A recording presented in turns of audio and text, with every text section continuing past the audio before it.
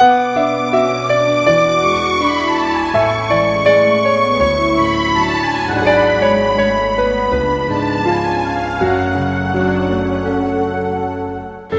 dia a todos. Hoje nós vamos falar mais um pouquinho sobre vegetarianismo e economia. Na verdade, o assunto de hoje muita gente pede para a gente falar, principalmente da questão relacionada à economia.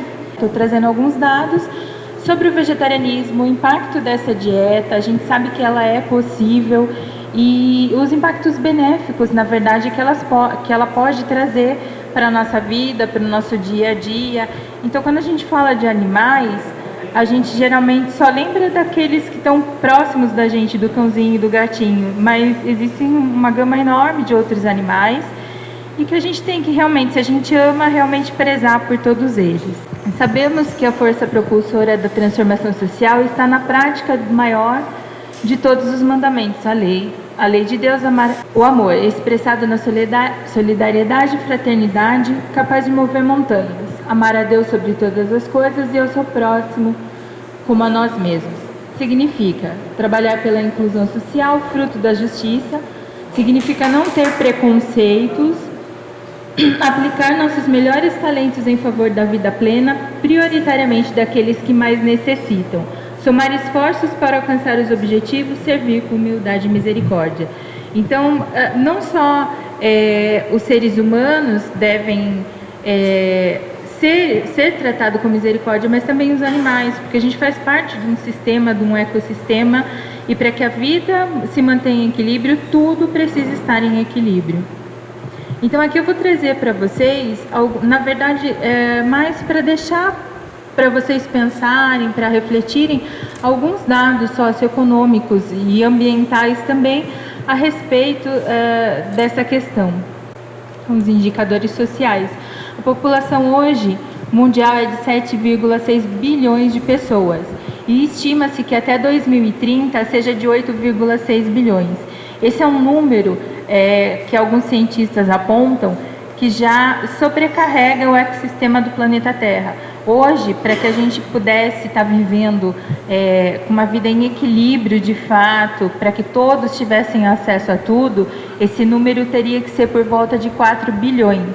Então, você imagina, se em 2030 a previsão já é o dobro, como é que vai estar, né, a escassez dos recursos do nosso planeta? E aí a dieta vegetariana, a gente vai ver um pouco mais para frente, pode ajudar sim a melhorar alguns recursos. Os animais, o tráfico de animais, ele é o terceiro maior, ele só está atrás do tráfico de armas e do tráfico de drogas. Então, vocês vão me perguntar, mas o que isso tem a ver? Isso está impactando na biodiversidade do nosso ecossistema. Estima-se que 27 mil espécies são extintas por ano, cerca de 74 espécies de animais são extintas por dia. E grande parte disso é por obra do ser humano, que está realmente fazendo com que esses animais está sendo tirado do seu habitat natural, não está conseguindo sobreviver em outros habitats, fora a questão, claro, do tráfico de animais, porque 90% dos animais traficados morrem durante o trajeto. Está acabando com essas espécies. E isso está degradando o nosso ecossistema, porque muitas dessas espécies são importantes para que a vida se mantenha no nosso planeta. Floresta, 50% da área original da Terra era coberta de florestas, né? E hoje já desapareceu devido à exploração. Aqui no nosso país, na Amazônia, mais de 80% do desmatamento ele é criminoso e 100% dos incêndios na floresta são para abertura de pasto para gado. Não é desmatamento para uso de madeira, extração de madeira, extração de qualquer outra coisa, é simplesmente para abertura de pasto. Porque onde você tem confinamento de gado, onde você tem tratamento de gado, o solo fica improdutivo. Então existe essa necessidade de abertura de novos pastos de tempos em tempos para que o gado possa ser criado. E isso vai impactar no efeito estufa, vai impactar no calor, vai impactar na falta d'água. Porque existe uma avaliação da ONU feita para o setor de agricultura e alimentação que indicou que a contribuição do setor pecuário para as emissões globais de gases de efeito estufa excede todos os meios de transporte. Então, os gases emitidos pela agropecuária são os maiores contaminadores, são os maiores colaboradores para o efeito estufa. E aí a gente vê fórum econômico de não sei da onde, redução de gás. É engraçado, porque eles só falam na redução de gás de automóvel, de indústria, eles deixam a pecuária de lado, a agropecuária, né? Porque toda a produção de grãos também envolve isso. E aí a gente vê, será que pequenas escolhas nossas não podem ajudar, não podem minimizar, não podem colaborar para isso? Então, assim, como eu disse no começo, são só dados que eu venho trazendo para a gente refletir um pouco sobre o assunto. Um artigo recentemente publicado na CNN, pelo médico George Young, ele afirma que comer carne é a maior causa de mudanças climáticas, desmatamento e esgotamento de recursos, e que além de poluir o planeta, contribui para a fome mundial, pois transforma uma enorme quantidade de alimentos que seriam destinados a humanos em ração para gado. Então, a produção de grãos, o que isso impacta? Hoje nós temos uma produção de grãos imensa. 51% de alguns grãos, como arroz, milho, trigo, são destinados à ração para gado. Esse número, o real número, é que 35% de toda a produção de grãos mundial é destinada à ração para gado. A questão da água, que essa época a gente vive uma escassez, né? Aquele receio de falta de água realmente. Então, 25% da população que vive em países em desenvolvimento enfrenta a escassez de água. Mais da metade da água potável do planeta é utilizada na agropecuária, sendo que enquanto 1 em cada 5 pessoas residentes em países em desenvolvimento não tem acesso à água potável. Às vezes a gente tem que parar para pensar, será que uma pequena escolha, uma pequena mudança de hábito não vai fazer toda a diferença, tanto na minha vida quanto na vida dessas pessoas que não têm o acesso?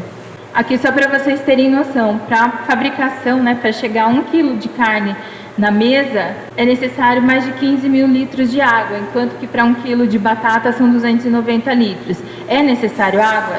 Sim, mas o que a gente chama de pegada hídrica, ela é muito diferente. Então a gente tem que parar para pensar e para analisar os recursos. Esses números são números que inclusive a Embrapa, ela divulga, quando ela faz a divulgação dos dados da pegada hídrica. Então, às vezes, o simples fato de você... tudo bem, eu não consigo parar de comer carne, eu não consigo deixar, mas o reduzir um pouco o consumo já ajuda a reduzir a redução desses números. A fome, como a gente disse, já que grande parte dos grãos é destinado para a ração humana, a FAO, e esse já é um número de 2013, já é um número desatualizado, ela fez um estudo que mostrou que mais de 1 bilhão de pessoas no planeta ela passa fome. Uma em cada 7 pessoas do nosso planeta, ela passa fome. A desnutrição é responsável por cerca de 6 milhões de mortes de crianças menores de 5 anos. E essa desnutrição não é a desnutrição por falta de vitamina, de uma alimentação equilibrada, é uma desnutrição por falta de alimentação. Essas crianças que morrem em decorrência da falta de alimentos.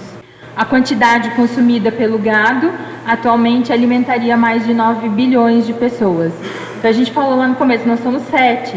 A gente ainda consegue alimentar a população mundial. E por que esse alimento não está chegando a essas pessoas? Produção animal. Mais de 60 bilhões de animais são abatidos para o consumo no mundo. Isso sem contabilizar abate clandestino, abate doméstico e animais marinhos. A grande maioria dos países de primeiro mundo já não tem mais abate, né, por conta dos impactos ambientais que eles produzem. Aqui a gente está trazendo alguns dados muito superficiais, questão de água, de produção. A gente não está falando ainda da questão de contaminação de solo, de contaminação de lençol freático, que são outros impactos que a produção agropecuária traz. E que hoje a gente está aqui, a gente ainda tem os alimentos, não tem escassez, mas daqui a alguns anos a gente vai sentir esses impactos se a gente não mudar hábitos aí que a gente tem. Foi feito, na verdade, um protótipo matemático por um cientista, e o que ele fez? Ele calculou, fez umas médias matemáticas lá, que se em 2050 toda a população do mundo fosse vegetariana, alguns impactos positivos iriam ocorrer no planeta. Eu trouxe alguns poucos aqui, mas é muito interessante esse estudo, porque ele fala que se de repente todo mundo virar de uma vez, é óbvio que a gente vai ter um caos aí na indústria, a indústria não vai conseguir suprimir a mão de obra que era da agropecuária, mas se isso for feito gradativamente, algumas áreas vão ter que ser reestruturadas, mão de obra vai ter que ser preparada porque outros ramos na agricultura vão surgir, então vai absorver essa mão de obra, não é uma coisa assim que, nossa, se todo mundo virar vegetariano, milhões de pessoas vão ficar desempregadas. Não, isso não vai, pode acontecer um desemprego sim, por conta de algumas, de rejeição das próprias pessoas, de não querer migrar para esse novo modelo, né, de pecuária, de modelo de agricultura, mas a gente sabe que é plenamente possível. E quanto à questão da dieta alimentar, a gente também sabe que não há problema algum em se tornar vegetariano ou se passar a ter uma dieta vegetariana em si, porque a questão dos nutrientes, das vitaminas a gente absorve completamente todos eles sem a necessidade da carne. Então, as pessoas envolvidas na indústria da carne também precisariam de ajuda para mudar de carreira, arrumando novas posições na agricultura, no reflorestamento e produzindo bioenergia a partir de derivados dos produtos atualmente usados como ração para gado. A produção da bioenergia e de energia limpa a partir de grãos e a partir do que hoje a gente usa para alimentação para gado, ela já é uma realidade. Em pequena escala, é um produto caro, mas hoje ela já é possível e ela já é, na verdade, estudada e aplicada em alguns países. Então, se a destinação, se não houvesse mais tanta, digamos assim, volume de mão de obra destinado para a agropecuária, seria possível destinar essa mesma mão de obra para as pesquisas e para a aplicação da bioenergia e de outras energias limpas. Então, se todo mundo dentro daquela pesquisa dele se tornasse vegetariano, a gente veria uma redução global de 6 a 10% de mortalidade, graças à menor incidência de doenças cardíacas, diabetes, derrames e alguns tipos de câncer. Porque hoje a própria Organização Mundial da Saúde ela já nos mostrou que as carnes, embutidos e derivados causam câncer. Não dá para dizer se uma pequena quantidade ou se consome em excesso. Por conta de todo o processo, de tudo que envolve o processo, é possível o desenvolvimento e existe essa possibilidade de algumas pessoas desenvolverem cânceres por conta do consumo da carne. E aqui ele já traz esse impacto positivo nessa redução e, claro, um impacto positivo na saúde, né? Porque quando você se alimenta bem, você tem uma alimentação saudável, uma alimentação equilibrada, o seu organismo vai reagir positivamente e, claro, que muitas doenças aí que têm causas alimentares vão ser eliminadas. E menos pessoas sofrendo com doenças crônicas relacionadas à dieta, isso também traria um corte nos gastos com saúde pública.